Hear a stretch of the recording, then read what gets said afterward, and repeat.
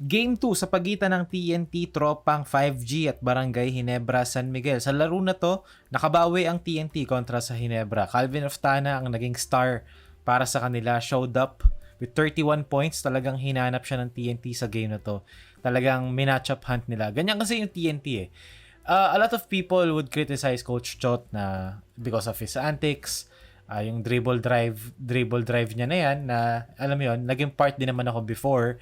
Pero we cannot deny kasi that Coach Chot is actually a genius of a coach. Hindi man kasi yung mga adjustment niya kasi minsan, hindi siya yung adjustment na ma-expect mo from your usual coach. I don't mean this as a backhanded compliment. I genuinely mean this as a good thing. Na si Coach Chot kasi he's kind of a hacker. Kumbaga, hacker in a way na yung adjustments kasi niya, straightforward siya.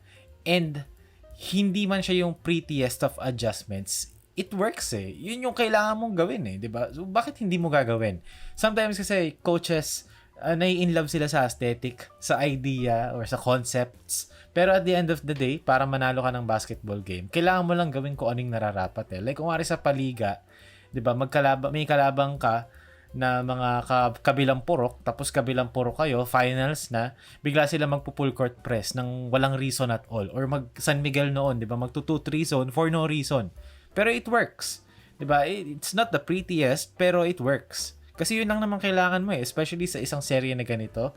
Kung meron kang adjustment na alam mo na gagana, and maybe sa game 3 ma-check na agad ng Ginebra, it's worth trying kasi 7-game series to eh. Kailangan marami kang tricks up your sleeve. Pero anyway, sa game na to natapos siya sa score na 101-94. Panalo ang TNT. Calvin Oftana, 11 out of 18 sa field, 31 points, 10 rebounds. Chris Macolo, under 20 points, 19 lang, pero 16 rebounds naman. And then si Reynan Batak, 10 points lang nakalagay dito, pero he made a couple of plays na talagang big time. RR Pogoy as well, 10 points lang nakalagay, pero meron siyang 3-point shot na sobrang big time. Well contested by Isaac Go, pero pasok pa din. And overall, great outing from TNT. It's not the usual TNT game kasi 15 assists lang sila and then 9 out of 29 sa 3 points. Kumbaga, this is similar to their ball era na TNT, which I will talk about later. Pero for Ginebra naman, Justin Brownlee, RJ Abarientos showed up. Alam naman natin kung sino hindi show up buong conference. Dalawang mag-conference in a row na nga. Pero another guy who showed up is Jeremiah Gray, Isaac Go. Ralph Kung maalat pero he made plays naman kasi yung mga pasa niya kasi minsan nagpo-progress and napupush yung offense nila. Pero for TNT, ang topic natin today ay si Calvin Oftana and kung paano nag-capitalize ang TNT sa pag-isolate nila sa players nila sa poste. Kasi nung game 1, ang ginawa ng Ginebrang coverage sa kanila sa pick and roll. And again, TNT kasi, i-reiterate ko, after nung ball era, bumalik ang TNT sa kanilang usual dribble drive, pick and roll, modern offense. A lot of people would disagree, pero yes, this is modern offense. This is what NBA teams are running. Spread offense, mga horns, Spain pick and roll, flare, etc. Yan yung mga tinatakbo ngayon sa NBA. Spread the floor, dribble drive, attack the gaps, kick out, etc. So bumalik sila doon sa laro na yon. Pick and roll, spread. Makikita natin dito ang ginagawa ng Ginebra or even to game, hanggang game to naman, ginagawa pa rin nila. Show and recover. So ano ibig sabihin nun? Diba si RJ, initial na tao ni Ray, mag-go under siya sa screen and then eventually magre-recover. Pero habang nangyayari yon si Torres, sinihedge, dinedelay yung attack ni ng Batak. Forcing ng Batak to turn the corner here. Tapos, once na pagka-delay ni Torres kay ng Batak, babalik ngayon si RJ Abarientos para sa lubungin si ng Batak. And habang si Torres nagre-recover kay si Ralph Kung, ini-split yung gap between these two guys. So kumbaga, you're just making TNT or Ginebra is making TNT more predictable yung pick and roll offense sila kasi binibigay lang nila isang opportunity which is the downhill drive against RJ Abarientos na underrated in terms of taking charges. So, ginawa ng TNT ng Game 2, dito na papasok yung sinabi ko kanina about Coach Chot, na simpleng adjustment, pero it works. So, kung nagiging predictable ka, dahil sa pick and roll coverage ng Ginebra, why not, baliktarin natin ang kwento, gawin natin predictable yung Ginebra defense. So, ngayon, dito makikita natin, Scottie Thompson against Calvin Oftana, isolation sa poste. So, ngayon, yung defense ng Ginebra is going to be predictable. pag pinosti mo na si Oftana against Scotty, it's either single coverage, or may manggagaling na help sa taas, or may manggagaling help sa baseline. So makikita natin dito, may height advantage si Calvin Oftana rito, nakadraw siya ng foul. Pero sa ibaba. Pero, di ba, you see what's happening. Dito naman, si Mac against Troy Rosario, si Scotty Thompson, parang jumajab step, nagdidig siya, ang tawag doon, dinidig niya yung help.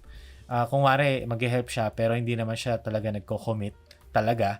And makikita natin dito si C-Mac nag-drop step sa baseline, fade away, kasi yung help nang gagaling sa itaas. Or hindi nga talaga help parang ano lang, amba lang, ganun. So kumbaga, kung ikaw yung TNT, nakaka-score ka sa poste, sa isolation, kasi may advantage ang TNT one-on-one, di ba? Pag team defense kasi, inactivate mo yung team defense ng Ginebra, kung ikaw yung TNT, it's going to be harder for you to score. Kasi yung scheme ng Ginebra exposes TNT's weaknesses. Pero sa ganito, binaliktad mo yung kwento, popostehan mo yung Ginebra one-on-one, you're making, di ba, basketball about matchups. And yun naman talaga yung specialty ng TNT, matchup hunting. Pero instead of pick and roll matchup hunting, ginagawa nila matchup hunting sa poste para predictable yung defense. Again dito, isolation kay Scotty. So kung ikaw yung TNT, alam mo saan magagaling yung help eventually. Diba? Either meron or wala. Dito again, wala. Pumunta sa baseline si Oftana. And again dito, poste ulit kay Oftana against Ralph Koo. Meron nang nanggagaling na help sa taas, mga tatlong magkakasunod na clips na to. So ano adjustment ng TNT para tanggalin yon? E di mag 45 cut ka rito si Mac, di ba? Occupy the help. So now, ngayon, may split second. Hindi split second a couple of seconds na si Oftana, walang help defense. Kailangan pang pumasok ni RJ, leaving Castro open. Pero, nasa magandang spot na si Oftana dito, hop step, fade away, pasok. So kumbaga, ang adjustment ng TNT, iposte natin yung players natin na may matchup advantage. Kasi that makes Ginebra's defense more predictable. Diba? Simple lang siya Kasi dito makikita natin, pick and roll to, high pick and roll. Anong coverage yung gagawin ng Ginebra? Of course, it's the same, diba? Show and recover. Nag-show si Brownlee, babalik si Brownlee, magre-recover si RJ. Diba? Dito, Glenn Cobontin, sumalo sa awkward spot, balik kay Castro, ngayon, na-force na naman ng Ginebra yung TNT sa downhill drive na yon against RJ, tapos may kumuyog sa kanya. Diba? So, kumbaga, even sa game 2, yung show and recover ng Ginebra, hindi pa ganun nabe-break ng TNT. Kaya ang ginawa ng TNT, inatake nila yung matchup sa ilalim, sa poste, kasi mas predictable Mas ma-anticipate mo Kung babalikan natin kanina dito, babalikan natin yung poste kanina ni Oftana. Diba? Kung dito, may nag-help na Rosario, may kumat na C-Mac dito sa paint. Diba? Makikita mo kung ikaw sa Oftana, nakita mo na, okay, dalawa sa akin. So, may advantage doon si C-Mac sa ilalim. Tapos, papasok dito si RJ. Kung si Heading man, kunyari, baliktad sila, diba? Nagkataon na si Heading to, ito si Castro, kick out kay Heading yon, easy 3 points. Pero hindi rin naman kasi mag-help si RJ kung si Heading yon, na malilibre si Oftana. Pero even if, diba, kung nag-commit ng double si RJ dito, 2 on the ball, for sure si Maya yung magro-rotate kay Castro, may extra pass ngayon niya for Heading. Na baka si Brownlee pa yung mag-rotate dito sa scramble, may drop pass kay Kelly Williams, 2 points. So, kumbaga, mas predictable yung help defense ng Ginebra.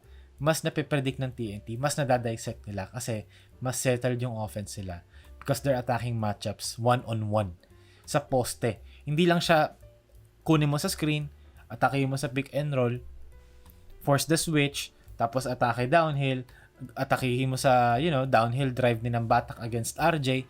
Dito, Oftana, superstar namin. Pumoste ka dyan. Atakihin mo kahit sino. Diba? Kasi lahat yan, kaya mo Even Stephen Holt, kaya niya Kasi Stephen Holt, di rin naman nagko-contribute sa offense. Kahit na ma-limit niya si Oftana from 31 to 20, kung di rin naman siya attempt ng at least 5 shots, diba? Wala rin namang kwenta yung effort niya sa defense kasi wala siyang silbi sa opensa. So, for TNT, diba? ISO mo lang ng ISO si Oftana hanggang sa mapigilan. Pero at the same time, the worry here, kung ikaw ang TNT, ang katangi-tanging worry na pwede mong isipin, compared to Game 1, ang na-score ng TNT, 101 compared sa 100 ng TNT ng Game 1. Kumbaga, kahit na nag-activate yung offense ng TNT to exploit Ginebra's defense, they scored only 1 point, diba? More compared sa Game 1. And for Ginebra naman, diba, yung 102 nila naging 94. Yes, because of TNT's defense, especially nung first half. Pero a lot of those din kasi, hindi ma-shoot ng Hinebra yung 3 points nila eh. Pero TNT's defense played part na rin doon. So I think for TNT sa Game 3, magiging mahalaga for them to step up defensively.